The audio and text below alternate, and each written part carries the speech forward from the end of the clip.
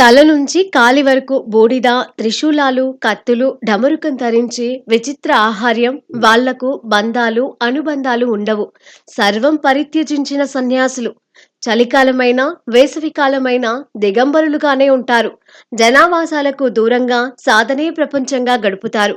కుంభమేళా సమయంలో మాత్రమే జనసామాన్యంతో కలుస్తారు. ప్రస్తుతం ప్రయాగ్రాజ్ లో జరుగుతున్న కుంభమేళాలో తొలి రోజు పవిత్ర స్నానం ఆచరించిన నాగసాధువులు సాధారణ భక్తులను మంత్రముగ్ధులను చేశారు.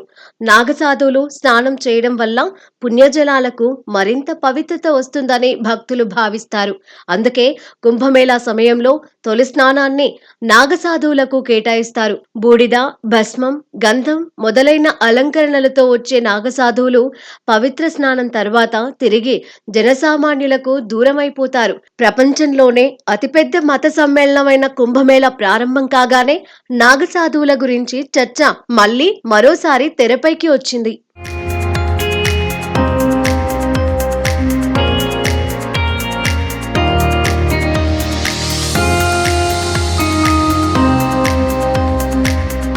దేవాలయాలలో పూజారులు లేదా మఠాలలో నివసించే సన్యాసుల వల్లే కాకుండా నాగసాధువులు పవిత్ర స్నానం తర్వాత మళ్లీ కనిపించరు.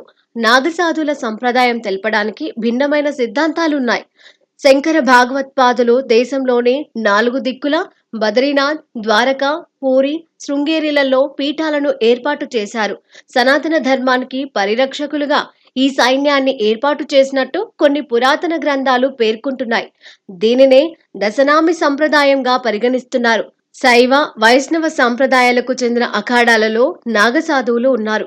మొదట్లో యుద్ధ విద్యలో ప్రవీణులైన ప్రస్తుత ఆధునిక కాలంలో పూర్తిగా ఆధ్యాత్మిక జీవితం గడుపుతున్నారు. అయితే యుద్ధ విద్యల శిక్షణ మాత్రం ఇంకా కొనసాగుతోంది. వీరు శంకరం, శంకరాచార్యం, కేశవం అని నినదిస్తారు. సాధారణంగా కుంభమేళ సమయంలో కొత్త వారిని చేర్చుకుంటారు. నాగసాధువులు ఎక్కువ కాలం ఉపవాస దీక్షలో ఉంటారు. ఆహార్యంపై వీరికి పెద్దగా పట్టింపు ఉండదు. పండ్లు, దుంపలు తీసుకుంటారు. ప్రపంచంలో జరిగే ఏ అంశాలతో వారికి ఎలాంటి సంబంధం ఉండదు. అందుకే రాగద్వేషాలకు అతీతంగా జీవిస్తారు.